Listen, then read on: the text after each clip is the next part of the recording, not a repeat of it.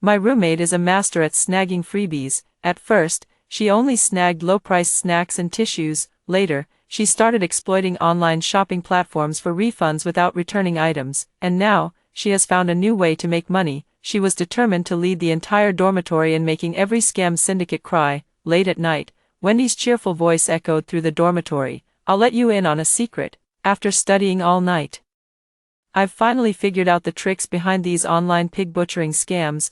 I've looked into countless cases of people being scammed. No matter what kind of fraud it is, they always start by giving these pigs a little taste of sweetness. Let's think bigger. As long as we're not greedy and cash out immediately after tasting the sweetness, we're guaranteed to make a profit without any losses. So, what do you think? Want to join me in grabbing some freebies this time? The other two roommates immediately perked up with interest and urged her to elaborate, but I felt a chill run down my spine. In my previous life, Wendy also suggested leading our entire dorm to take advantage of the fraud team. I immediately stepped in to dissuade them, earnestly advising them not to do so. Human greed is difficult to control. A single misstep can lead one into the abyss. Moreover, there are many people now trying to outsmart fraudsters, and scammers are no fools. They have their own methods, with plenty of tricks to lure them into the trap, but they just wouldn't listen, saying I was trying to block their path to wealth. Unable to bear watching them go astray, I had no choice but to report the situation to our counselor. The three of them were severely reprimanded by the counselor, finally giving up on their get-rich-quick schemes. However, later on, they saw online that some people were making a fortune by outsmarting scam groups.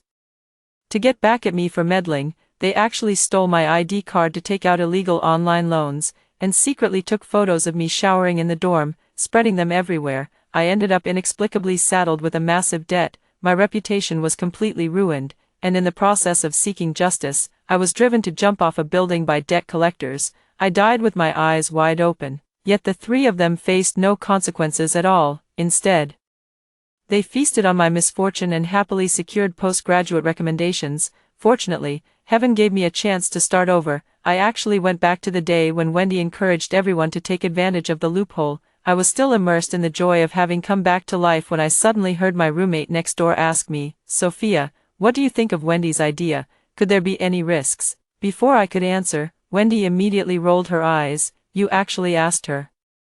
She definitely wouldn't agree. Have you forgotten the last time, when her bleeding heart made her feel sorry for the online shopping platform sellers, and almost got the three of us in trouble?" What Wendy was referring to was during their sophomore year, when she took two roommates to exploit loopholes on an online shopping platform. They intentionally caused minor defects in the products sent by sellers, then maliciously complained using the platform's rules to apply for refunds without returning the items. With just this trick, they managed to get almost all their daily necessities for free. They even sold the excess items on second-hand markets, making a hefty profit. Unfortunately, walking the night road too often always leads to encountering ghosts, and it wasn't long before the three of them ran into a tough opponent. In just half a month, this merchant had been taken advantage of for over a dozen sets of clothes, and because he couldn't help but scold them a few times, they retaliated by reporting him for poor service attitude, resulting in the platform penalizing him to compensate each of them 300 yuan. In a fit of anger, the merchant traveled a long way to their school to demand an explanation. Both Rose and Linda were afraid that the situation would escalate and affect their reputation at the school, so they immediately decided to return the clothes to the shop owner, but Wendy insisted it wasn't their fault, blaming the merchant for selling clothes that didn't match the description and had serious quality issues. As for the clothes, they had already thrown them in the trash after successfully getting a refund. The merchant was so furious he was about to explode, yet she shamelessly pointed at his forehead, mocking him as a dishonest seller who deserved to be refunded without returning the goods. Just then, I, who had been watching from the sidelines, noticed that the merchant had hidden a dagger behind his shirt. In recent years, sellers driven mad by refund-only policies are everywhere. Seeing the merchant's face twisted with rage, I realized something serious might happen, so I quickly stepped in to smooth things over, saying I could prove that not a single piece of clothing had been thrown away. They were all in their closets.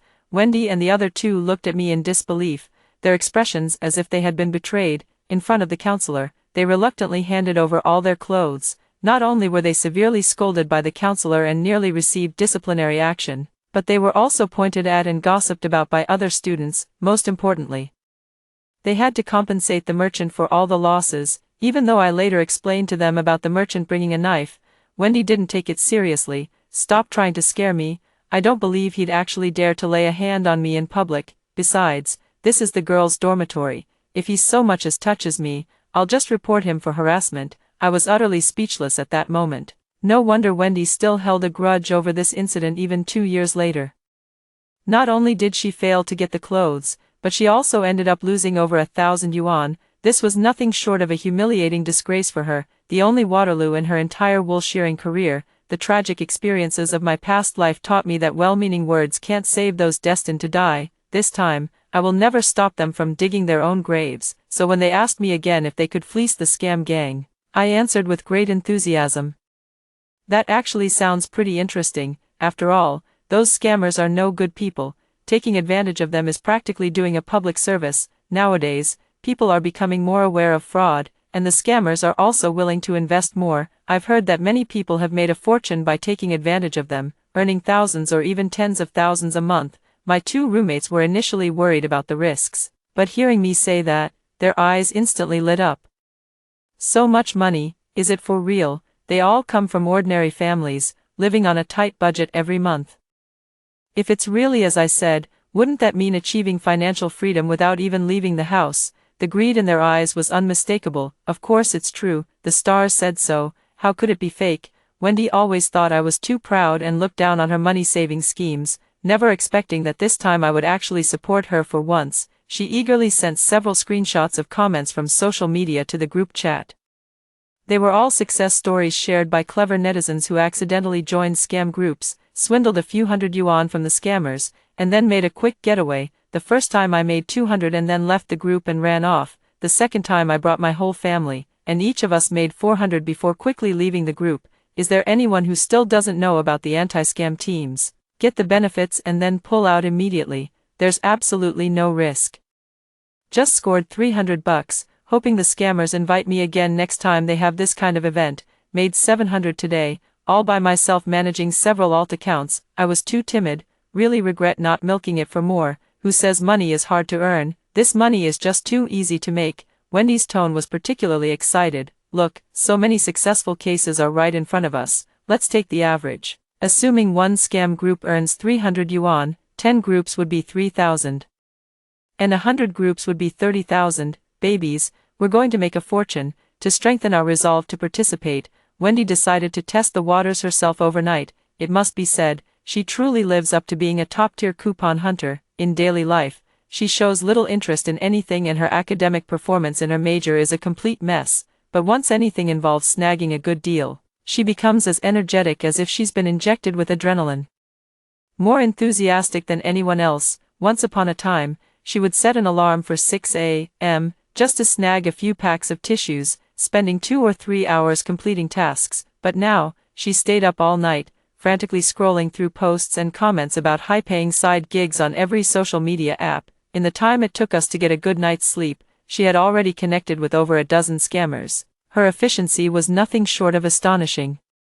Every time I watch her hunt for bargains, I can't help but think that if she put that same effort into something worthwhile, she'd surely succeed at anything she tried. Most of the scammers Wendy contacted used the oldest tricks in the book, helping people with fake orders. They either boosted sales for various online stores or increased activity on short video platforms. All you had to do was click to join the scammers group chat to get a small red envelope worth a few dollars. The group owner would post various small rebate tasks in the group for everyone to sign up for, with most task rewards not exceeding 20 yuan. Then, there would be various shills responsible for heating up the atmosphere in the group, posting screenshots of payment receipts and thanking the group owner for helping them earn money that day, which made people feel motivated and enthusiastic. In short, the goal was to make the new members, the piglets, personally experience that their activities were genuine and effective. Wendy skipped class and spent the whole day holed up in her dorm room, busy with these tasks. She downloaded various apps, completed a bunch of messy tasks, and finally, when we returned to the dorm after class, she proudly showed us the results of her day's efforts. In just one day and one night, she had managed to scrape together over 200 yuan. She beamed with excitement. See, it's incredibly easy. I even went easy on them. According to the cases I've studied, Scammers usually wait until after 3 to 5 rounds of basic tasks before they really start setting the trap. As long as you stick to your principles like I do, never get greedy, and make a few $100 a day, you'll have no problem at all. I couldn't help but sneer. Stick to your principles, never get greedy, what a complete fool. A truly non-greedy person would never even think of making this kind of money. Dealing with wolves and tigers all day long, it's only a matter of time before you're devoured completely. Rose and Linda looked at the dense transfer records on her phone and couldn't help but get excited, dancing around. Wendy, you're just too amazing, hurry up and take me along too, I want in too. How did you manage to snag that? Tell me quick, you have to understand. Over 200 yuan is nearly a week's worth of food expenses for an ordinary college student. If they could really earn a few $100 a day, they could hardly imagine how blissful their lives would become. Wendy's eyes lit up with a sudden idea. Of course, I can take you along, but there's one condition. This idea was mine, and I was the one who painstakingly contacted each of these scam groups. From now on, you must give me 20% of the money you managed to squeeze out. In an instant, the dormitory felt as if it had been drenched in a room full of ice. The air itself seemed to freeze. I nearly burst out laughing with a pfft. Sure enough, it's the same old story. Back when Wendy personally taught them how to get refunds without returning items, she would drop hints every other day, suggesting they treat her to meals or milk tea, always finding ways to get her share of benefits back. After all, as someone who loves to take advantage of every little thing, how could she tolerate others benefiting from her without giving anything in return? Rose bit her lip and tentatively asked.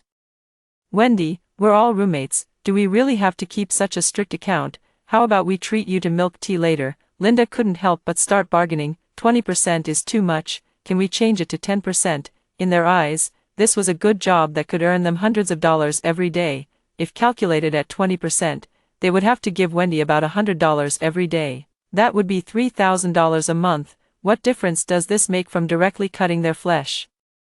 Wendy's expression instantly turned cold. What's wrong with the two of you? I always think of you first whenever something good comes up, and yet you're here nitpicking over such a small amount of money. Look at Sophia, why doesn't she have so many opinions? Caught off guard by the sudden mention, I sat in my seat, took a sip of water to clear my throat, and replied with a perfunctory tone, whatever you decide is fine. I have no objections. Nonsense. I never intended to get involved in the first place, not to mention handing over 20%, even if it were 100%, it wouldn't have the slightest thing to do with me. Wendy was quite satisfied with my response, then pouted her little mouth and looked at them with displeasure. Besides, I'm asking you to pay me after you've earned the money. Not to give it to me now. Either way, you won't lose out, so what's there to hesitate about?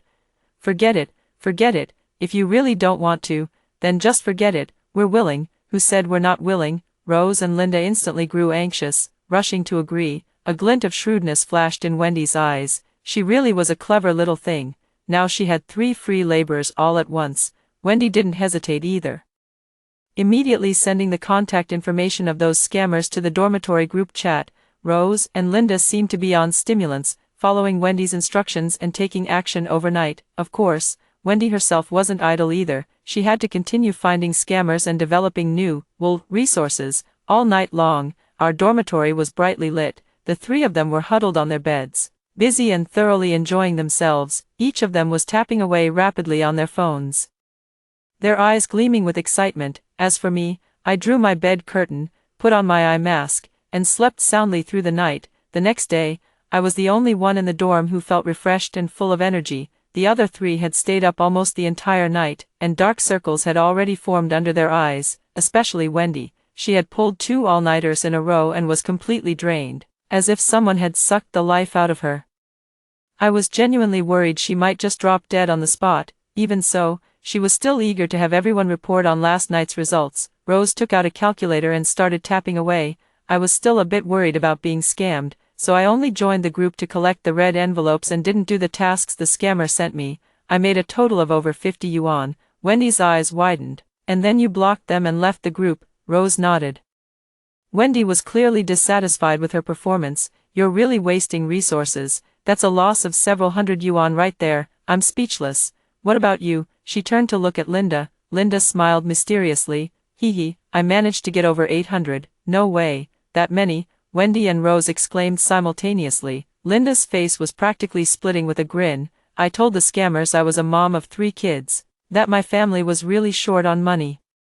And right from the start I asked them to assign me the tasks with the highest cashback. I did at least 2 in every group. When they started asking me to front too much money, I immediately pulled out, decisively left the groups, and blocked them. Not only that, before blocking them, I even mocked those scammers in the group, asking them if they enjoyed being shocked. Just consider it as venting some anger for the victims, watching her act as if she had upheld justice. I couldn't help but find it laughable. Where does she think the money they swindled came from? It's likely the hard-earned savings of countless families who fell victim to fraud. If she truly wanted to seek justice, she should have reported it to the police promptly and found a way to return the money to the victims, instead of gleefully pocketing the ill-gotten gains and standing there with her hands on her hips, spouting empty words. But soon, Linda couldn't laugh anymore. Those scammers weren't easy to mess with either. Knowing she was specifically there to take advantage of them, they signed her phone number up for malicious harassment services, commonly known as "call you to death." Her phone suddenly received hundreds of verification codes, and her inbox was completely flooded. After she frantically turned off the text message notifications, she was immediately bombarded with calls from out-of-town numbers. In the end, she had no choice but to turn off her phone just to get some peace and quiet. As for Linda earning over $800 in one night, Wendy was naturally delighted to see it, especially since she could pocket $100 or $200 without lifting a finger. But Rose couldn't help feeling a bit resentful. She turned to ask me, "Sophia, what about you? I saw you went to bed early last night. How much did you earn?" I shook my head, looking rather uninterested. "Not a single cent. I didn't do it." "What?" the 3 of them exclaimed in unison. Wendy was the first to disbelieve. "You're not trying to keep the money from me by pretending you didn't do it, are you?" I gave her a rather disdainful glance. "Come on, I get $50,000 a month for living expenses. Do I really need to stay up all night for a few $100 like you guys?" At that, the 3 of them were so shocked they couldn't speak. My parents have always taught me to keep a low profile, so I never revealed my true family background in college. Although we spent every day together, they only knew that I was fairly well off and always had plenty of money to spare, but they never imagined that my monthly allowance was almost equivalent to their parents' annual income. In comparison, the little money they worked so hard to scrape together probably didn't even count as a drop in the bucket in my eyes. I packed my bag and got ready to head to the library. Before leaving, I couldn't resist subtly provoking them. "When you can rake in $50,000 a month, then come back and ask me to join you." When I returned to the dorm, I surprisingly carried a large pile of luxury shopping bags. Any random necklace costs $20,000 to $30,000. The other girls grew even more envious. Rose asked me with an uncomfortable expression where I got so much money. I smiled cheerfully on my face. "I didn't just receive the 8,000 yuan national scholarship, coincidentally. My dad recently made some money from sports betting, and this is his reward to me." Every word struck a chord deep within them. Rose's tone carried a meaningful implication. "Oh, no wonder your family is so wealthy. It turns out it all comes from gambling." I simply smiled without saying a word. Although varying degrees of disdain appeared on the faces of the 3, they remained silent for a long time. This was exactly the effect I wanted, after so many years of surfing the internet. How could I not know that the ultimate goal of most fake review scams is to lure these piglets into gambling? After all, with the same scam, ordinary people would only fall for it once, at most letting them earn tens or hundreds of thousands. But once the gambling addiction takes hold, it provides a continuous stream of income for the fraud ring until every last bit of value is squeezed dry. What I'm doing now is planting a seed in their hearts. Gambling can make people rich. When the time is right, that seed will naturally take root and sprout one day. From that day on, our dorm became increasingly busy. I was busy preparing for various certification exams while also gathering materials for the postgraduate entrance exam. The other 3, on the other hand, tirelessly moved from one scam group to another. Wendy, probably worried that I might secretly freeload off her efforts, even went so far as to create a new group without me. That's just as well, to avoid any future scandal that might drag me into trouble. I heard their income has been getting better and better lately. Although they're still far from their goal of earning $50,000 a month, they can at least make a few thousand to $10,000 a month, especially Wendy. Her life is visibly becoming more and more comfortable. I no longer need to ask people everywhere to help me get discounts when shopping. The only downside is that scammers are always trying to get back at them, bombarding them with messages at random times throughout the day. But they can't just keep their phones off all the time, right? that would really interfere with their side hustle of snagging deals, so each of them got several phone cards and bought a few backup phones, taking turns logging in with their alternate accounts every day. Now, the workload has become even heavier. They no longer have the spare time to attend classes or do experiments. Instead, they stay cooped up in their dorm every day, glued to their phones, working tirelessly day and night. At this rate, it's hard to tell which side is the real scammer. I occasionally flaunt my wealth in front of them. The three of them refuse to be outdone by me, so as soon as they earned a bit of money, they spend it on luxury goods to dress themselves up. If they couldn't afford high-end luxury, they'd go for affordable luxury. If even that was out of reach, they'd settle for second-hand. Before long, they had blown through all the money they had earned. Gradually, many classmates began to notice that the people in our dorm were getting wealthier. Many people rushed over to inquire about the situation. They smugly claimed to have found a reliable part-time job. If others pressed for details about what kind of job it was, Wendy would tentatively try to recruit them. After all, with each additional person joining, she could earn a little more income. The vast majority of students were still very rational and refused without a second thought.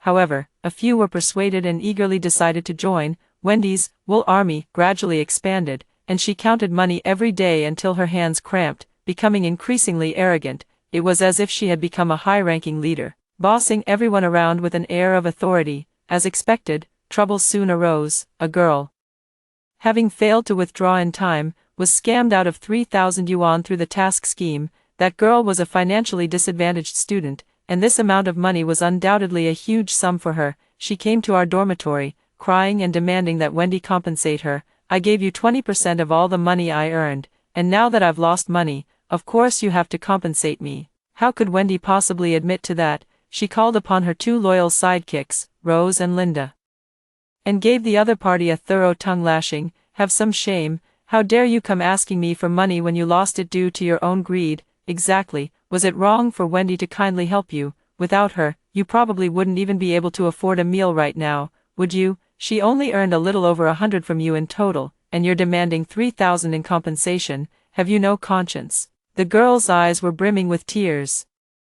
So anxious she was almost on the verge of kneeling before them, but in Wendy's eyes, there was nothing but sheer schadenfreude. Didn't the scammer ask you to deposit 50,000 as a security deposit? If there's really no other way, just figure out how to put the money in. Maybe you'll get all your losses back. This was clearly pushing someone into a pit of fire. The girl was so furious she almost exploded, immediately resorting to her ultimate weapon, threatening to report them to the college. Finally, this move precisely pinned Wendy down. Although they constantly preach about benevolence, righteousness, and morality, claiming they are eliminating harm for the people, deep down, they know very well that if the academy ever finds out about this, they will be in serious trouble. In the end, after negotiations between both parties, Wendy had no choice but to reluctantly bear half of the other party's losses. This incident also served as a reminder to others. While it's certainly satisfying to take advantage of scammers, once you fall into a trap, the losses can be devastating. Moreover,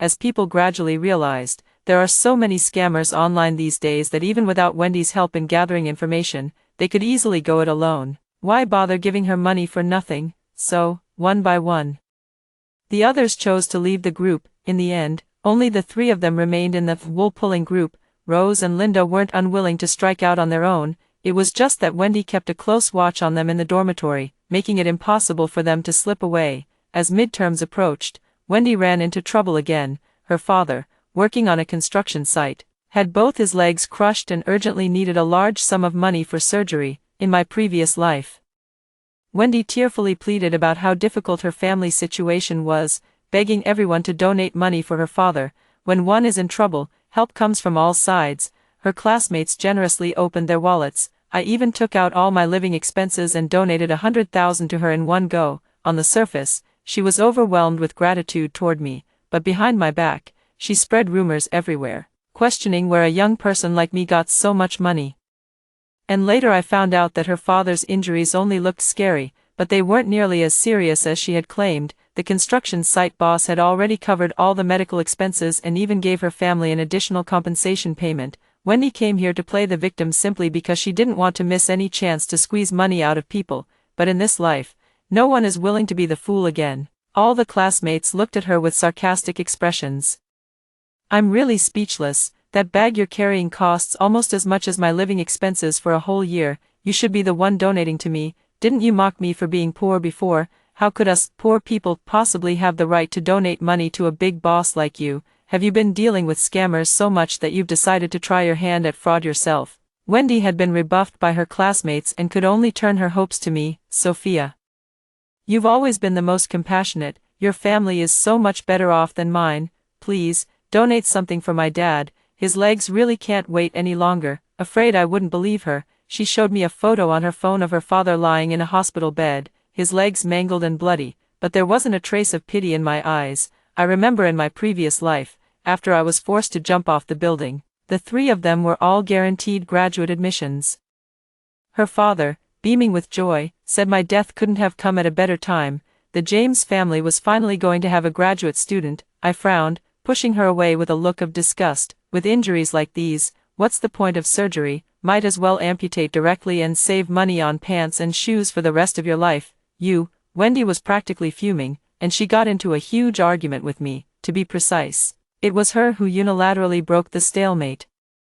Because from start to finish, I only had two things to say: serves you right, not donating. At this point, we had completely torn off all pretense of cordiality. Even Rose and Linda stopped talking to me, playing the isolation game. Unfortunately, the damage was zero. I knew that with her vindictive nature, she would definitely find another way to get back at me. In my previous life, the three of them stole my ID card to take out online loans, secretly filmed me showering in the dormitory, and sent the photos to the loan company, allowing them to hack my contact list and send messages to all my contacts. They also took the lead in spreading rumors about me all over the school, completely ruining my reputation. In this life, after falling out with her, I simply moved out of the dormitory, completely eliminating the possibility of being secretly filmed. However, I still underestimated the extent of Wendy's shamelessness. She actually managed to get a photo of my ID card from the class monitor. With old grudges and new grievances combined, Wendy's gaze at me seemed to be laced with poison. She sent my ID card to loan companies, telling them that I had plenty of money, so they should squeeze as much as they could and not hold back. Fortunately, I had long prepared a backup plan. In less than a day, all the loan sharks informed her that my ID card couldn't be used to secure a loan. Wendy's plan fell through. And she quickly pressed for the reason. How dare you even ask? This girl has no social security, no job, but she actually has a 20 million loan under her name. How the hell is she supposed to repay that? You made me waste my whole morning preparing her documents for nothing. You have to compensate me for this loss. 20 million. Wendy felt like she was about to fall apart. When one plan failed, she came up with another. She spread rumors in the class that I wasn't some rich second-generation heir at all, that I was messing around all day outside, had major credit issues, and owed tens of millions in debt. Before the rumors could even take hold, I immediately slapped a home purchase contract in front of everyone. Never seen someone take out a loan to buy a house. No need to make such a fuss. Wendy was utterly dumbfounded. What kind of house requires a down payment of 10 million? Moon International. The classmates immediately erupted into an uproar. Moon International, that's the most upscale residential complex in the best location in our city. I heard the entire community consists of large, spacious apartments, each starting at least 20 million. Sophia, what exactly does your family do? You're so impressive. The young lady is actually right beside me. Wendy's expression turned unpleasant, and she couldn't help but start to make sarcastic remarks. The real estate market isn't doing well right now. With such a large loan, can you even afford to pay it back? I patted my chest with confidence. My dad has plenty of ways to help me sort it out. No need for you to worry. Then I changed the subject. Speaking of which, I'd like to ask you, how did you know I have a loan under my name? Wendy's eyes darted away. I narrowed my eyes slightly and called her out.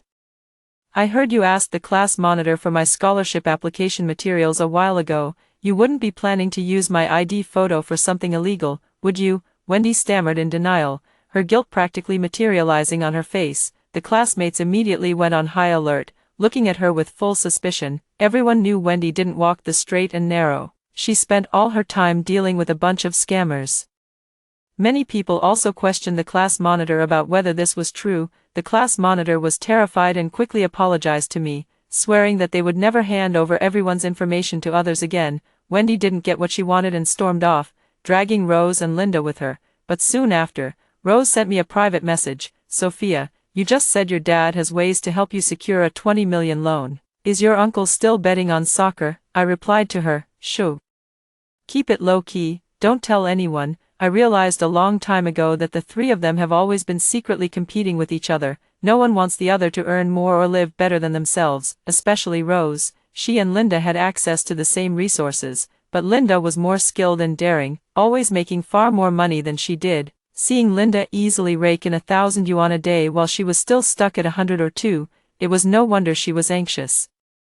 When people get anxious, they can't help but look for alternative paths. Under the scammer's gradual persuasion, Rose began to study sports betting. Then she became the first among the three to take the plunge. Compared to click farming, sports betting required less capital but offered much higher returns, perhaps due to a beginner's luck period. Rose had great fortune, making small profits on several bets and quickly achieving her dream of earning over 1,000 yuan a day. This money came much easier than the 10 or 20 yuan she earned from each click farming task. It said that at most, she made 3,000 in a single game. In less than a week, she had upgraded to the top-of-the-line pineapple phone. Linda and Wendy were practically drooling with envy, especially Wendy. Since everyone gradually withdrew, her income plummeted. Relying solely on those meager fees from fake orders could no longer satisfy her increasingly inflated greed, coupled with the living, breathing success stories of my dad and Rose right before her eyes. She soon couldn't resist the temptation and began studying betting apps. After all, it's all about taking advantage of the system, and there's not much difference between fake reviews and gambling. If others can do it, why can't she? Besides, the software has a beginner protection period, so the first few rounds are always wins. At worst, she can just stop as soon as she starts losing money. Wendy tentatively followed along with a few small bets and, sure enough, kept winning. With a bet of 100 yuan, she could win 29. Compared to that, the earnings from fake reviews were just a drop in the bucket. She thought that since she was still in the newbie protection period, she gritted her teeth and bet $5,000. Unexpectedly, she actually lost. Now, let me ask everyone a question. If you were given two options, A has a 100% chance of winning 10 million. B has a 50% chance of winning 20 million, and a 50% chance of getting nothing. Which would you choose? The vast majority would choose A. After all, no one wants to be a gambler. What if we change the two options? A is a direct loss of 10 million, B is a 50% chance of incurring a debt of 20 million, and a 50% chance of nothing happening. Which would you choose then? Many people choose option B to take a gamble. This is how the gambler's nature awakens. People care more about what they lose than what they gain. Psychology calls this loss aversion. Finding $100 might make you happy, but losing $100 is even more upsetting. To avoid losses, people often make some rather irrational choices. Instead of stopping in time, Wendy went ahead and threw in another $10,000. In the end, not only did she fail to win back a single cent, but she also lost all the money she had previously won. Now Wendy was behaving herself. After much painful reflection, she decided to stop right there. Losing 15,000 was certainly painful, but for her, it wasn't unbearable. Besides, she prided herself on being a smart person who could definitely resist the temptation of gambling. She turned off her phone, pulled the covers over her head in frustration, and had a good sleep in the dormitory. She was startled awake by Rose's cheerful voice. Yay! I won 30,000 in this round. Wendy opened the app in disbelief. The odds for this bet that Rose placed were quite high, and she had originally intended to place it herself.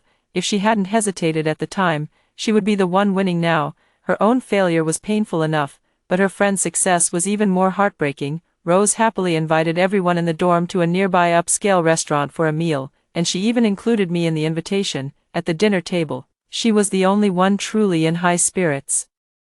Wendy and Linda both felt a bit uneasy inside. On the other hand, quietly sipped my tea and watched the show. Rose kept showing off her newly purchased Van Cleef necklace to us. Sophia, I really have to thank you for pointing me in the right direction. Otherwise, how could I have gotten to where I am today? This necklace is pretty, isn't it? It's even the same style as the one you used to have, I replied with a face full of indifference. Looks good, keep it up, keep pushing forward. Wendy was too proud to admit to anyone that she had lost 15,000. Her tone was sour. You just got lucky this time. If you keep standing by the river, you're bound to get your shoes wet. Be careful, or you'll end up losing everything. Linda chimed in as well. Exactly, we just don't have the fate to strike it rich. Better quit while we're ahead and honestly scrape together some living expenses like I do, to this day. Linda's performance has truly been a bit beyond my expectations. She really did resist the temptation of sports betting, sticking to the click farming field from start to finish. Moreover, she has her own principles. She'll only do up to 3 tasks in any one group. Even if she unfortunately loses a bit of money, she immediately quits and leaves the group, then goes on to find the next scam ring to do tasks for. Unfortunately, who can escape the judgment of heaven? Even fraudulent transactions have run into problems. She just accidentally clicked on a link sent by a scammer, and her phone was infected with a virus, while her WeChat account was also remotely controlled. Then she could only watch helplessly as her phone screen flickered, and the money in her account was drained one transaction after another, and then, in the blink of an eye, she was back to square one. She tearfully ran to the police to report the crime. The police were already used to such cases.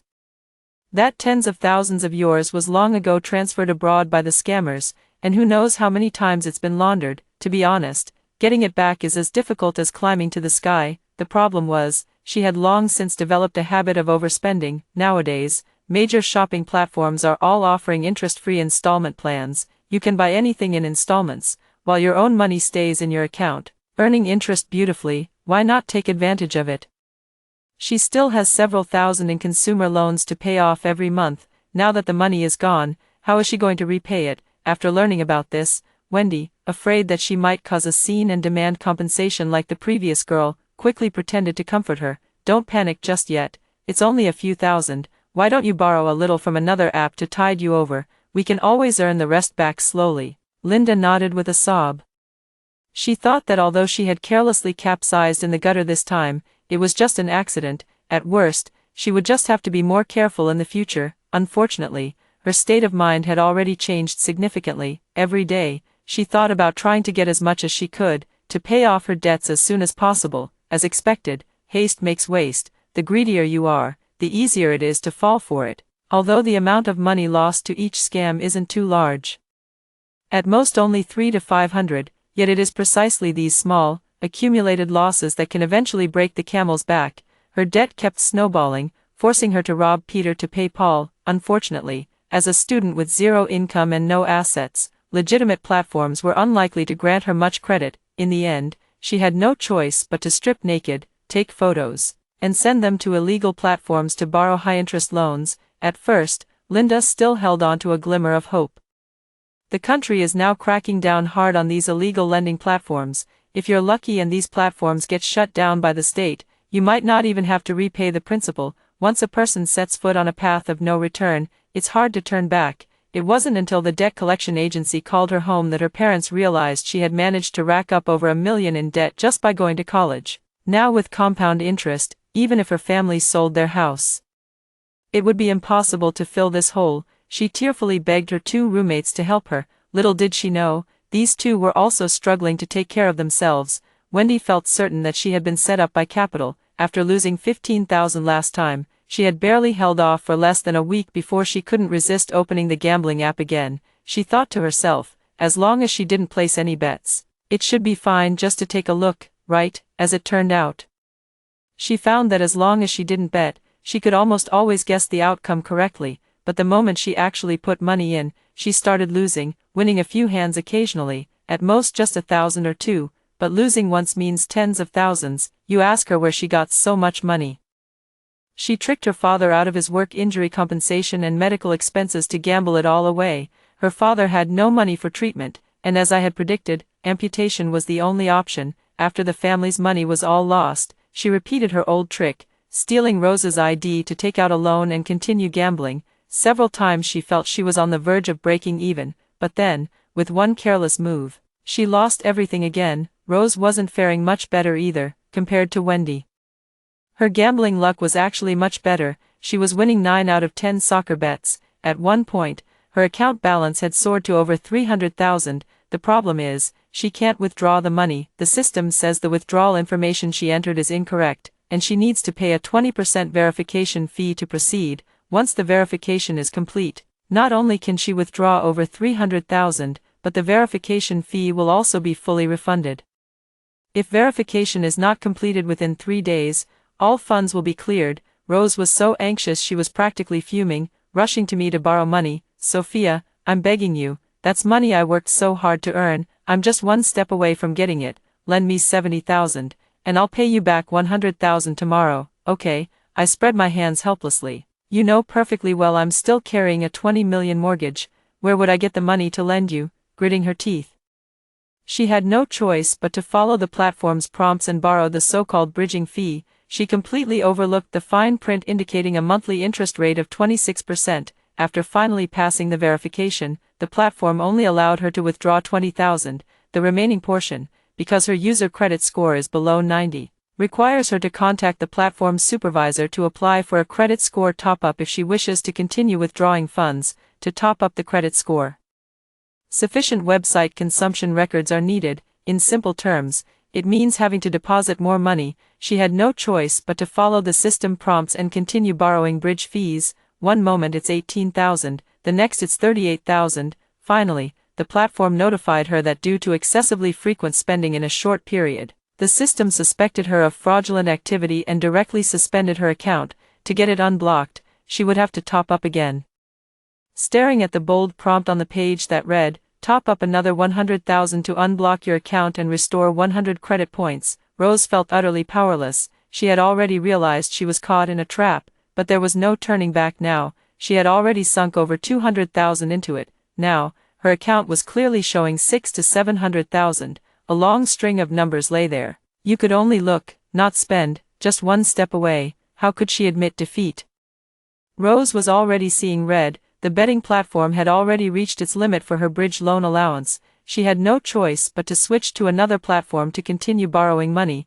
Then she realized with a shock that she had already accumulated high-interest loans from several lending platforms. All the loans had been taken out recently. Rose was furious and immediately realized whose handiwork this was. Back then, it was she who had given Wendy the idea to steal my ID card and take out a loan, just to teach me a small lesson. Who would have thought that Wendy, that damned woman, would actually use this trick on her? Wendy refused to admit it. No matter what, the two of them fought all the way to the police station. It quickly led to the revelation of how they had scammed the scam company. Linda was also summoned by the police. The police never expected that our dormitory would produce 3 such masterminds. Not only that, following the wool-pulling group set up by Wendy, none of the students who had previously participated got away.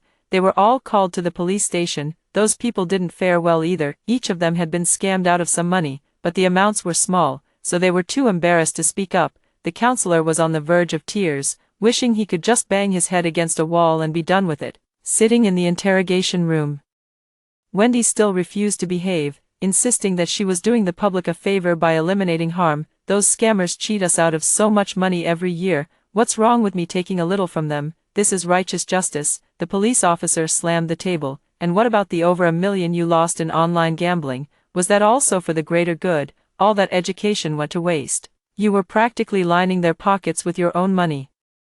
See those fireworks across the street? You helped pay for them." Wendy was so frightened that she trembled and dared not utter a word. Her so-called ridding the people of a scourge had become a joke. Every penny they had taken from the fraud ring was dirty money, constituting unjust enrichment. The police demanded that they clearly document every sum of money they had taken and then hand it all over. Otherwise, once those fraud gangs are tracked down and brought to justice, they are highly likely to be implicated, with the lightest consequence being account freezing, and the more severe ones affecting personal credit records, or even facing legal liability. These students were scared to death. They were all momentarily tempted by greed to earn some extra money. Who would want to risk their future for it? So they quickly and honestly returned the money. Linda was the most unfortunate among them. Although she had embezzled the most, her money had long been swindled away. She spent a full 48 hours at the police station before she could account for every single amount of money. In the end, her parents had to humbly borrow money from all over their hometown, barely managing to cover the stolen funds. In contrast, Wendy and Rose were not so fortunate. They were involved in gambling, a more serious offense, and were rewarded with 15 days of criminal detention, while the others only received disciplinary warnings from the college. The two of them were directly expelled from the school. Both of them were unwilling to give up and tried to drag me down with them. They both accused my father of also being involved in match fixing, with huge amounts of money involved, at least tens of millions in transactions, and even claimed he used the illicit funds to buy me a luxury mansion. the police immediately launched an investigation. Then, with a tone of annoyance, they told them, "You don't even know how to pick the right person to throw mud at. Her father is a well-known local entrepreneur and philanthropist. How could he possibly be involved in gambling on games? And as for the luxury mansion you mentioned, the entire Moon International residential complex belongs to her family." At that moment, the two of them were completely dumbfounded. 15 days later, the two of them were released from the detention center. Although the criminal detention had ended, the matter was far from over. There were still millions in usurious loans waiting for Rose to repay. The police said this was an economic dispute, and the lending platform was not legitimate, so they advised her to sue Wendy along with the loan company. But the lawsuit process was lengthy, and she couldn't afford to wait. She quickly stopped Wendy, who was about to run off, and hysterically demanded that she return the money. But how could Wendy possibly have any money to repay her, when she had even gambled away her own father's surgery fees? She looked at Rose with a cheeky grin. "Rose, I'm already buried in debt. Where would I get the money to pay you back? Oh, by the way, I heard your parents are planning to sell the homestead to help you pay off your debts.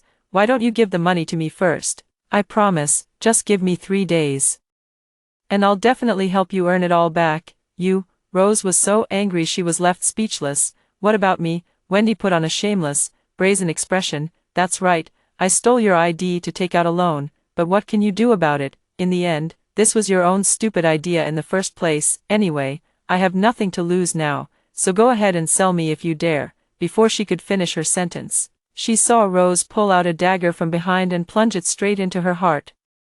Wendy's eyes widened in shock before she collapsed to the ground. Rose, utterly distraught, lunged forward and stabbed her over a dozen more times. "You beast, do you have any idea my whole family is counting on me, the only college student among us? If it weren't for you dragging me into this scheme, I wouldn't have ended up like this. It's all because of you, you wretched woman. My entire life is ruined. The cycle of cause and effect is predetermined.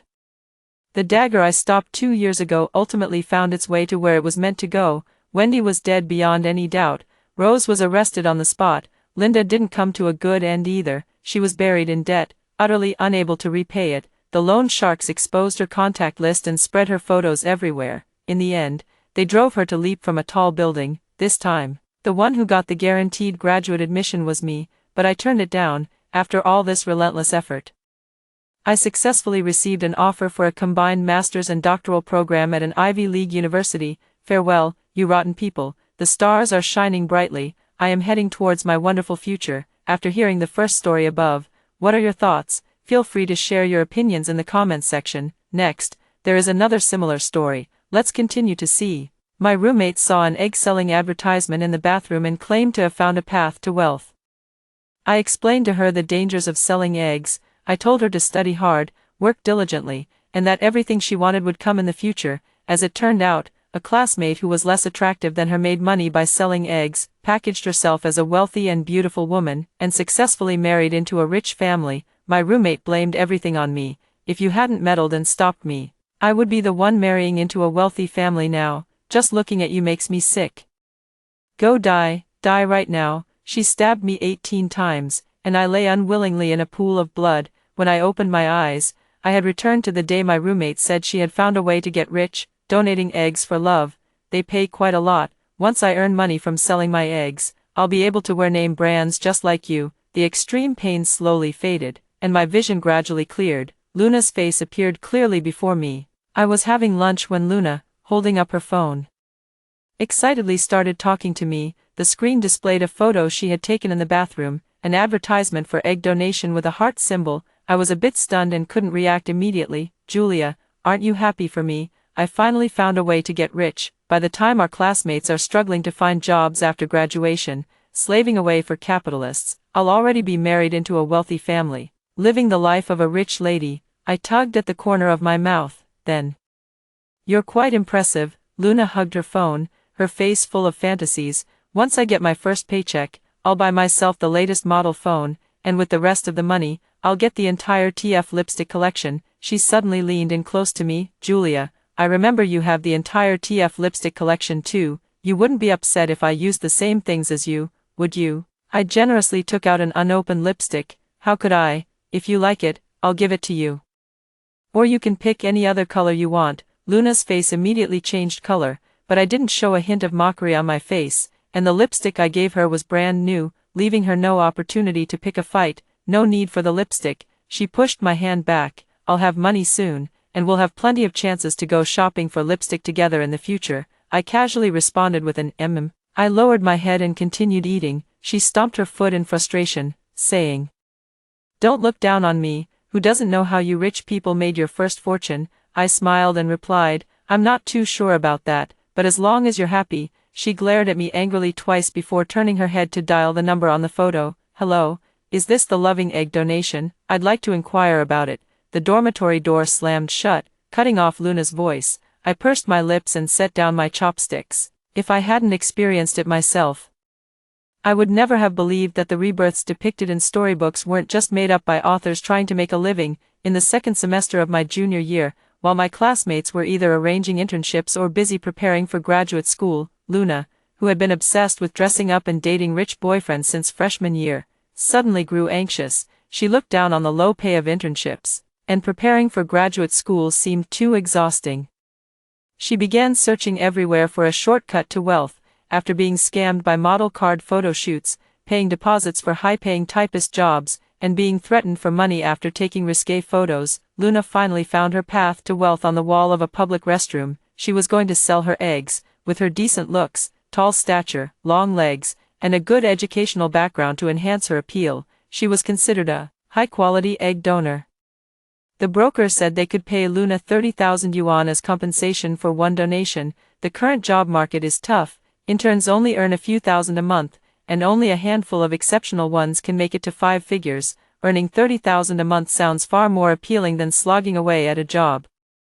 But there are many things in this world that can't be measured by money alone. In my past life, I spent an entire night trying to persuade her, urging her to stay grounded. Selling eggs carries too many risks. It harms the body and can even be fatal. If such unregulated methods become more widespread, the number of ethical incidents in the world will only increase. Luna didn't believe it. I found a whole bunch of academic certificates for her. She was so annoyed that she yelled at me.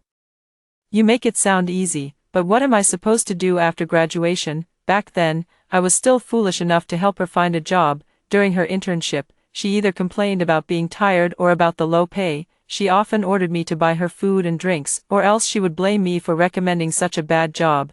I let it slide considering it was her first job and she hadn't adjusted her mindset yet. Little did I expect that within just a few weeks, she would hear about a classmate who made money by selling her eggs, used the money to package herself as a fake rich girl, and successfully started dating a wealthy heir. Watching her classmate go from wearing semi-new Taobao clothes to sporting name brands, carrying luxury bags without a second thought, spending lavishly, and riding in luxury cars drove Luna wild with envy. She screamed at me like a madwoman, "Julia, you bitch. You'll die a horrible death, if you won't let me live well. Then you go die. I could have married into a wealthy family and become a rich lady. It's all your fault." She stabbed me 18 times in a row, lying in a pool of blood. The last thing I saw before closing my eyes was her twisted, ferocious face. I didn't even have a chance to argue. She hated me so much she wanted me dead immediately. In this life, I won't say a word. I want to see for myself whether her miserable life was truly caused by me. Julia, after finishing her phone call, Luna moved a stool and sat down beside me with great enthusiasm. "Come with me." I refused without a second thought. "I've been busy lately and don't have time to go." LOL. Based on my understanding of Luna, as long as I accompany her, no matter what happens, she'll find a way to blame it on me. Luna glanced at me with some displeasure. "If you can't go with me, then at least lend me your ID card." I shook my head. "No, lending an ID card randomly is illegal."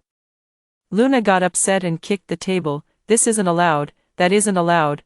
What kind of friend are you?" "Friends, such a treacherous friend, whoever wants them can have them." I kept a straight face and ate my meal calmly. "Then you'll have to think of another way." Luna glared at me angrily. "Julia, don't be too arrogant.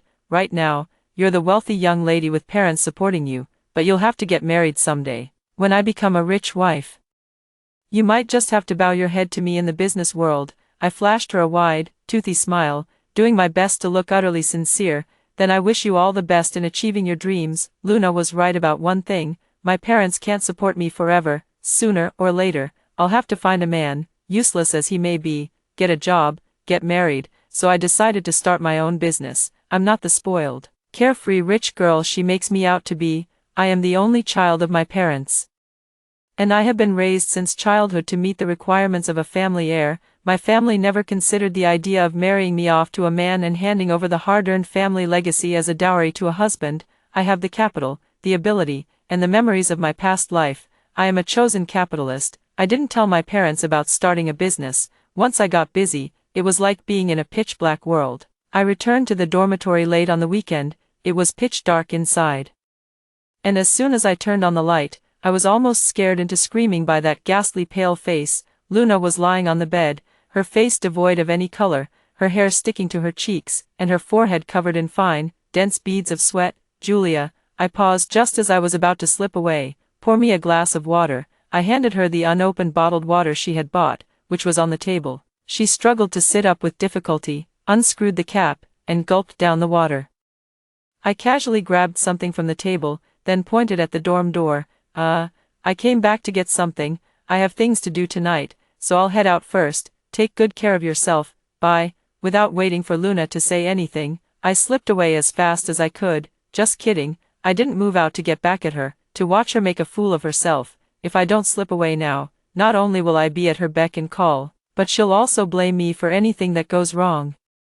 I didn't return to the dorm for the next few days. On Thursday, she suddenly called me and asked me to go shopping with her. Hearing the strong and steady tone in her voice, I figured she must have recovered well, so I readily agreed. Goodbye Luna. She looked quite different from before. Her affordable clothes had been replaced with a set of basic designer brands, and she was holding the latest model of a fruit brand phone. The moment she saw me, she kept waving her new phone around. I naturally played along. "Got a new phone, and this new outfit suits you very well. It looks great on you," Luna said proudly. "These are nothing. I called you here today because I want to buy a few more new outfits for myself, and I need you to help me pick them out." I smiled and agreed, silently adding in my heart, checking things out was secondary. The main point was to show off to me. At the mall, Luna acted like a complete nouveau riche, buying everything she saw and going on a massive shopping spree. "Some lipsticks are exactly the same color, just different brands," I reminded her, but she waved her hand dismissively, not caring at all. Who buys lipstick to actually wear it? I collect them. All right then. I shut up, just quietly watched her show off. After shopping, we went to another mall to eat. At noon, parking spots in the mall were quite tight, and my driving skills are just average.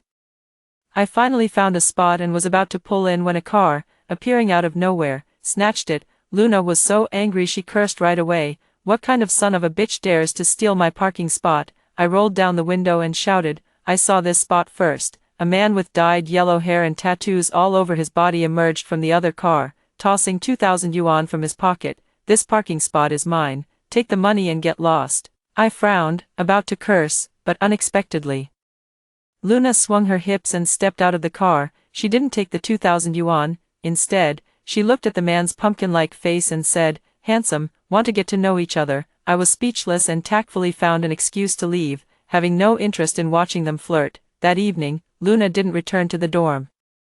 And she didn't show up for class the next day either. Old man Leo was notoriously strict in the college. The 8 a.m. classroom was packed to the brim, except for Luna. Luna had already failed old man Leo's course in the last exam. He had given her a second chance, but he never expected her to skip class altogether. He failed her on the spot and even declared that she needn't attend any of his classes in the future. Luna didn't come back until late that night, carrying a large bag of things.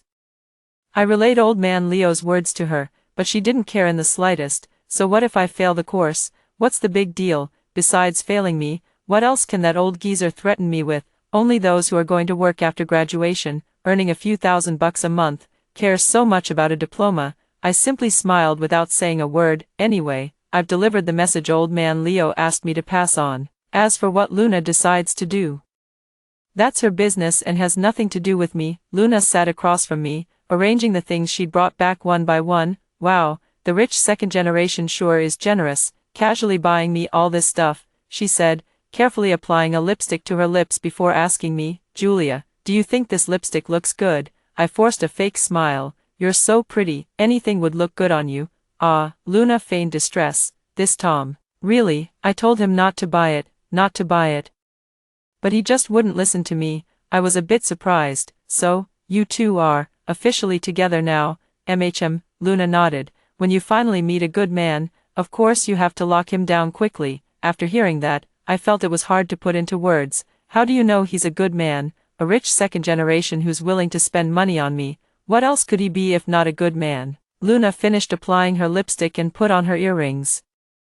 Suddenly looking at me with a guarded expression, you've been single for as long as I've known you, aren't you considering dating? How about I ask Tom if he has any single friends, and we can set up a gathering to introduce you? Noticing her guarded look, my heart tightened. No need, I'm not interested in finding a boyfriend. Only then did Luna's defensive expression ease, as she tidied her things. She chattered on about her relationship with Tom.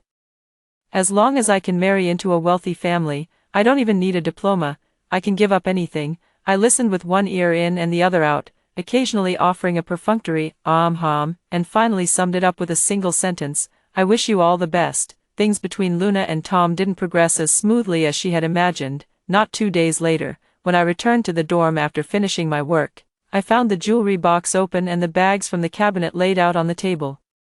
With Luna holding up her phone to take pictures of my things.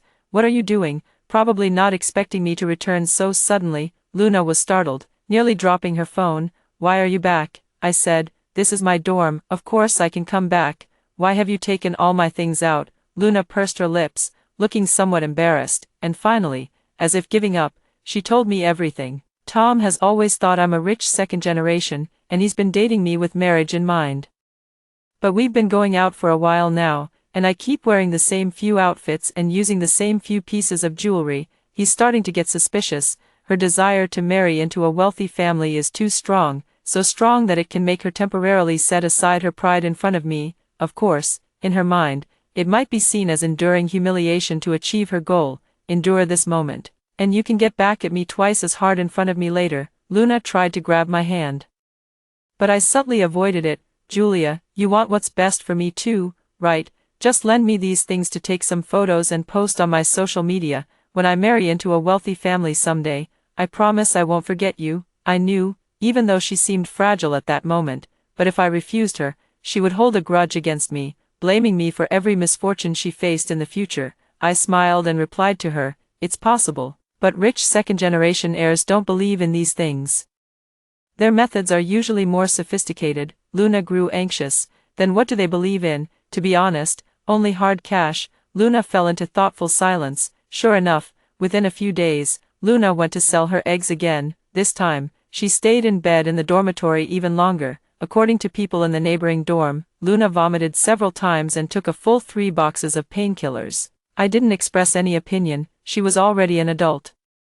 The dangers of selling eggs could be found with just a few clicks. With plenty of information available, no one forced Luna. Everything she endured was her own fault. After recovering her health, Luna became even more smug than before. She didn't return to the dorm for half a month straight, and I kept up with her recent life through her abundant social media updates. She used the money to buy Tom an Armani belt and an LV men's bag. Tom looked quite happy.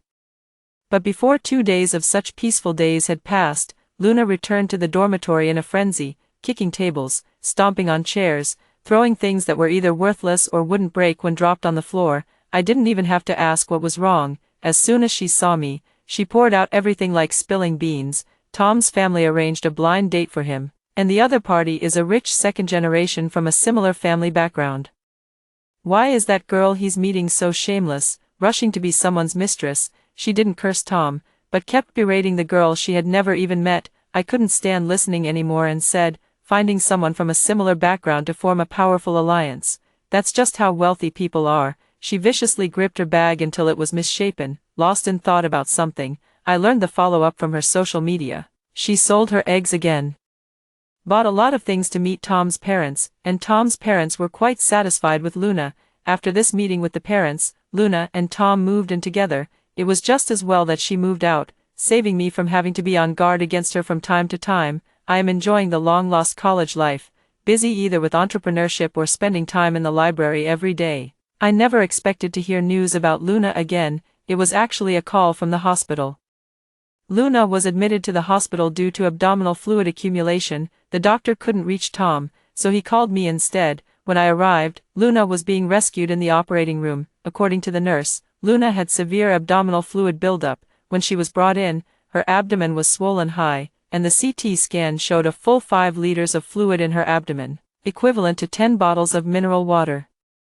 I couldn't help but gasp, feeling a sharp pain in my own abdomen. Sometimes, when I overeat just a little, I feel uncomfortably bloated and in pain. I can't even imagine how agonizing it would be to have 10 bottles of mineral water crammed into my stomach. I stood by, waiting, and overheard the little nurses whispering, "These symptoms, how do they look so much like ovarian hyperstimulation syndrome?" Shoo, you can't just say that. That girl was fierce when she came to the hospital. When the doctor asked if she had taken ovulation induction shots before, she really gave him an earful. She looked terrifying. That fierce. After Luna woke up, I went to the hospital room to see her. She was thinner than I had ever seen her before, practically skin and bones.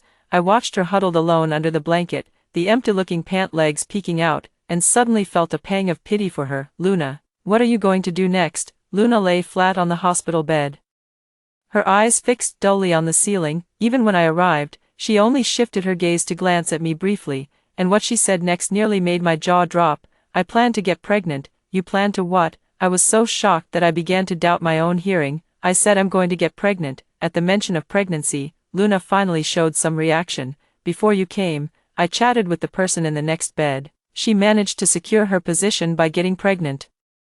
I've thought about it. Maintaining the image of a wealthy, beautiful woman isn't a long-term solution. The only way to get Tom to marry me quickly is if I get pregnant." I have absolutely no idea what to say anymore. Luna is now determined to go down this path without looking back, completely unwilling to reconsider. "Julia, what do you think of my plan?" Asking me again, asking me again, asking me again. I was screaming inside, but my face still wore the expression of genuinely caring for her. "I don't know as much as you do. How can I give you advice? Whatever you want to do is your own freedom. You're just a flower in a greenhouse." Luna looked at me with disdain. "You've been too well protected by your parents. When you get married in the future, you'll definitely be devoured without a trace." I simply smiled without saying a word. Whether I'll be devoured without a trace in the future, I don't know. But Luna probably won't live to see that day. I didn't stay at the hospital for long before finding an excuse to leave. At the hospital entrance, I ran into a blind man. He was holding up a sign that read, "Half blind, half immortal, and telling fortunes," dressed in tattered clothes and so thin that his cheekbones protruded. Many people passed by, but not a single one stopped for him, feeling sorry for him. I bought a meal from a stall at the hospital entrance and gave it to him. He accepted it with a hint of coldness. Just as I was about to leave, the fortune teller suddenly said, "Having one more life than others is already a sign of heaven's favor, so you must be even more careful." I shuddered all over, looking at him in disbelief. He told me that there was still a fatal calamity in my fate, and it couldn't be avoided directly. I needed to be extremely cautious. I suspect this fatal calamity is almost certainly connected to Luna. To be honest, Luna's vitality is truly remarkable. After all that turmoil, she actually managed to get pregnant again in such a short time. Alongside the baby bump in the circle of friends, there were also photos showing off affection with Tom. Unfortunately, not long after becoming pregnant, Luna had a miscarriage. I wasn't at school at the time, but I heard from classmates that Luna had the miscarriage in front of many people, and now it spread all over the school. I don't know what happened after she was taken to the hospital, but according to the classmates who sent Luna to the hospital, she immediately requested a transfer to another hospital after waking up and never came back to school again. I scrolled through her social media feed. There were no new updates, and all previous posts had been set to be visible for only 3 days. About half a month later, someone suddenly shared a live stream link in the class group chat. I clicked on it to take a look. It was Luna, in the live stream, despite her heavy makeup.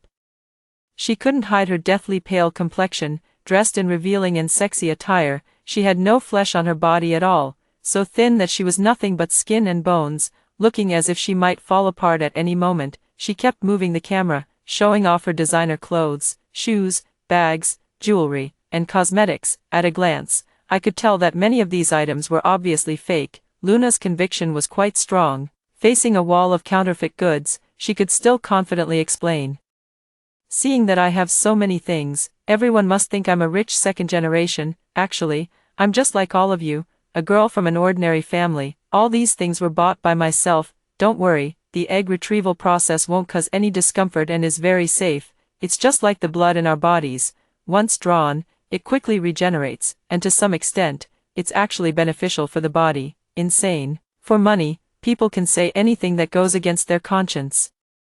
I explained to everyone in the live stream, don't listen to her, selling eggs is illegal, and the harm it causes to the body is irreversible. What you want now, you'll have in the future, but if you lose your health, you'll have nothing. Unfortunately, I didn't even get to send the second message before I was kicked out of the live stream. I logged out of my alternate account and watched the stream without logging in. Luna was very dedicated to her live streams, often broadcasting for an entire day at a time. Sometimes Tom would also appear in the live stream, but he never showed his face and even used a voice changer. If it weren't for the tattoo on his arm, I wouldn't have recognized him. I'm not sure if it's because the live stream wasn't engaging enough, but Luna actually came up with the gimmick of live streaming her egg retrieval. Sure enough, the number of live stream reservations skyrocketed. 3 days later, Luna started the live stream as scheduled, and the viewership reached an unprecedented high. Lying on the operating table, Luna explained, I'm very familiar with the entire surgical procedure, as I've done it many times. It's completely safe with no side effects. You just need to lie on the operating table for a few minutes, and you can earn a large sum of money. The live camera occasionally gave a wide shot, but most of the time it was focused on Luna's face, never showing the long, sharp, cold glinting egg retrieval needle. It was fine at first. As the surgery progressed, Luna felt increasingly uncomfortable, but considering the live broadcast, she had no choice but to tough it out. Sweat beaded on her forehead, and she winced in pain. Finally, she couldn't hold back any longer. It hurts. The doctor's indifferent voice came through. Bear with it, it'll be over soon. Tom, using a voice changer, spoke up. Anchor Luna is a bit delicate. She usually cries and fusses over even a small scrape. Everyone, send some small gifts, give likes, and follow her. Give Luna a little encouragement. Luna endured a little longer. It hurts so much. No one paid her any attention, as if they hadn't heard her speak at all. Luna cried out in pain, her voice sounding very weak. It hurts. Help me, it hurts so much. The doctor repeated the same line as before, still indifferent. Just bear with it, it'll be over soon. It's not your first time. Why are you being so dramatic? This time, Luna didn't last long, the pain bringing tears streaming down from the corners of her eyes. Help, help, save me. Tom clicked his tongue impatiently. Are you done yet? Do you even know we're live streaming right now? Luna couldn't hold back any longer. I can't take it anymore. Take me to the hospital. Tom turned off the live stream with a sharp snap. What happened after that remains unknown. This time, Luna disappeared for even longer, and her live stream never resumed. The next time I saw her was almost the end of the semester. Luna had rarely come to school. Her makeup was heavier than before, yet she looked even more haggard. As soon as she saw me, Luna warmly grabbed my arm, making my whole body stiffen. You wanted to see me? Is something wrong? Can't I just come to see my good roommate without a reason? With that, Luna pulled a Hermes scarf from her bag and pushed it toward me. This is for you. Hurry up and open it. Oh my goodness, how dare I accept her things? I reached out and pushed the silk scarf back. I'm always disheveled at school. How could I possibly need something so nice? Luna pushed the silk scarf back again. To be honest, I came back this time to help you make a fortune. I grew wary. Take me to make what fortune?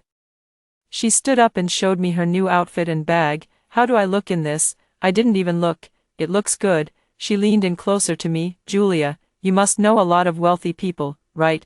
There are always some rich folks who, for one reason or another, don't want to have children. My heart turned cold. What do you want to do? You introduce the rich, I introduce the belly. How about you take 30% and I take 70% of the earnings? I stood frozen in shock, my mind racing. Suddenly, a thought struck me. Why are you pushing yourself so hard? Perhaps wanting to recruit me? Luna sighed softly and began to speak slowly. It is said that the Sun family is currently engaged in a major business deal, and their cash flow is extremely tight. As long as this deal is successfully completed, the Sun family's assets could double. Tom told her that if Luna could help the Sun family resolve this issue, the Sun family would be immensely grateful to her and would no longer oppose their relationship. With a cold snort, Luna said, even if I lose my ability to bear children, it doesn't matter. At worst, I can use a surrogate. In this day and age, as long as you have money, anything is possible. I listened with my heart in my mouth. I always thought my death in my previous life was because of Luna. looking back now. The murderer was far from just Luna. Blessed by fate, I was fortunate to be reborn. Yet countless versions of me in this world have perished at the hands of these vile insects lurking in the shadows. Just watching Luna dig her own grave, how can that be considered revenge? I promised Luna that I would help her find business opportunities. To gain her trust, I haggled with her for quite a while, and we finally settled on a 50-50 split. I registered a WeChat alt account, with only 2 posts visible in the Moments feed set to 3 days. One expressing envy for other people's children, and the other flaunting my own assets. This type of client is Luna's favorite, and the two quickly struck up a conversation. I questioned the strength of the institution behind Luna, and she sent me a pile of materials, along with on-site photos, videos, and what she called medical resources. The more I looked, the more alarmed I became. Their growth speed far exceeded my imagination. A video clip quickly swept past, capturing Tom in a short-sleeved shirt and shorts, wearing slippers. Suddenly, I noticed his feet. Screenshot, zoom in. I looked closely, examining every detail. After a few seconds, a certain possibility exploded in my mind. My mind went completely blank. After a long while, I tremblingly made a phone call. Help me investigate something. The results of the investigation hadn't come back yet, and the next day in class, I was somewhat absent-minded. Suddenly, a girl sat down in front of me, Helen. In her past life, she pretended to be a wealthy socialite while working as an egg donor, and latched onto a rich second-generation heir. She whispered, "If you stop Luna from becoming an egg donor, she will live a stable life. But she won't thank you for it. Instead, she'll resent you, and might even kill you." I was so shocked I couldn't speak. "You," Helen nodded. "I'm just like you." She told me a lot. In her previous life, after she latched onto Tom, she only enjoyed a brief period of glory. Little did she know that she was a fake rich girl, and he was a fake rich second generation. She was completely used by Tom and ended up dying a tragic death. I hate myself, and I hate Tom. Helen trembled all over, her hands clenched tightly into fists, the hatred in her eyes threatening to consume her. I've already paid the price for my own foolishness, but why hasn't Tom? And what about the countless others like Tom? Why do they get to live so well? I was startled. What are you going to do? Helen gave me a faint smile. You don't need to worry about it. In this lifetime, you just need to live well, better than anyone else. She clicked on Luna's account and sent her a private message. Anchor, is the egg donation for charity you mentioned real? Does it hurt? How soon can I get the money? About a month later, Helen sent me a WeChat message in the middle of the night. Tom was stabbed. I bolted upright in bed, all drowsiness instantly vanishing without a trace. What happened? Helen told me everything in detail. Tom was stabbed by Luna. After the last live-streamed egg retrieval went wrong, and with the delay being too long, by the time she was sent to the hospital, it was already too late. Even though she was saved, it caused irreversible damage to Luna's body. After this incident, Tom disappeared. Luna was searching for him everywhere. When she saw Tom again, he was all slicked up and powdered, drinking with a wealthy woman, surrounded by several others just like him.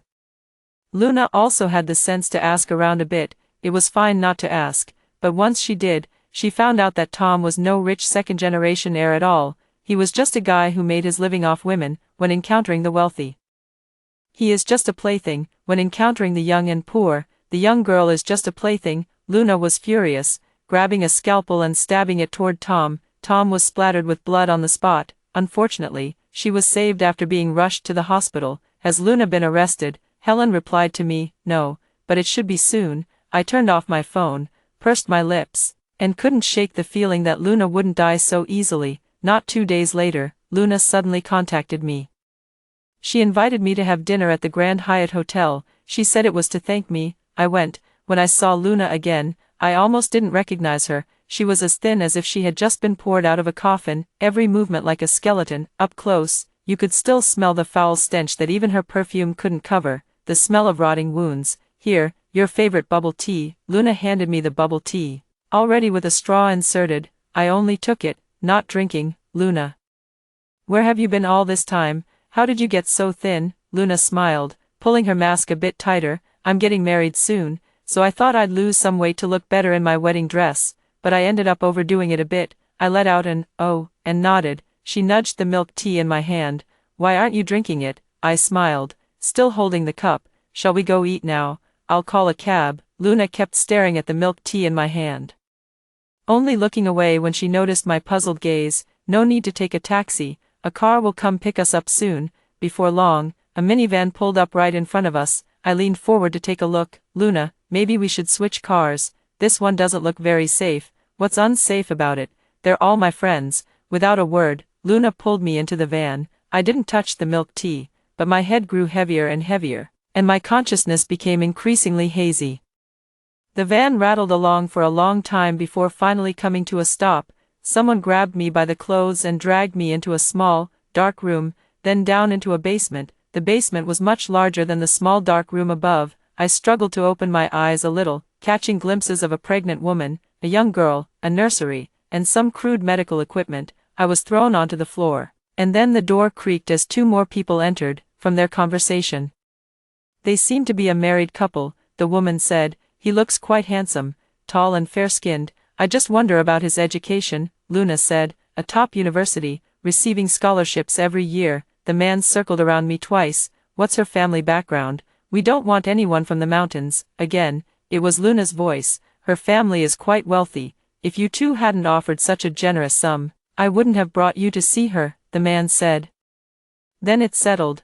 "One boy and one girl, a dragon phoenix pair, as we agreed earlier. 3 million, Luna, 5 million. The woman's voice rose a few notches. 5 million, wasn't it agreed upon as 3 million before? Luna chuckled twice. "That was before. Besides, can you find a better womb than this?" The couple began whispering and discussing among themselves. Luna was pitching me to them like a product, for the sake of the child's intelligence and good looks. "Spending a little extra now is worth it. You two are our premium clients here. When the child is born, if you're satisfied and introduce friends to us, our red envelope will definitely leave you pleased." In my mind, I cursed Luna's ancestors for 18 generations, dragging each one out to curse them. "She's the real product. Her whole family is trash." The two of them must have agreed. 5 million it is. "But we need to check if she has any diseases first." "Luna, of course." Then the door sounded again, and someone else came in. My arm felt a chill, and I thought to myself, "This is bad." They were about to give me an injection. The moment the rubber band tightened around my arm, I suddenly opened my eyes, pulled out a dagger I had hidden in my sleeve, and lunged at the nearest person. Caught off guard, several of them were stabbed by me. Luna swung the stick at me. I couldn't dodge in time and took the hit squarely, but she was too weak, and ever since my rebirth, I had been eating non-stop, vegetables, meat, and exercising actively, making my body much stronger than before. Apart from a bit of pain, this blow didn't affect my movements at all. I snatched her stick and struck back hard at her wound. Her face contorted in pain. I guessed right. The foul smell on her was from an infected wound. My blow added injury to injury, pain to pain, and she instantly lost the ability to fight back. The commotion was too loud, and soon a crowd had gathered around, including the tall and burly bodyguards. I was all alone. The current situation was extremely unfavorable for me, but the next second, the basement door was broken open. The police arrived. I breathed a sigh of relief and took off the hairpin on my head. It contained a tracker. The hideout was completely raided, and everyone was handcuffed and taken away in police cars. Not a single one escaped. Fortunately, they had the foresight. They dispatched 4 empty vehicles specifically to transport these people. Helen and I were heavily rewarded and even received the qualification for guaranteed graduate admission. Neither of us declined.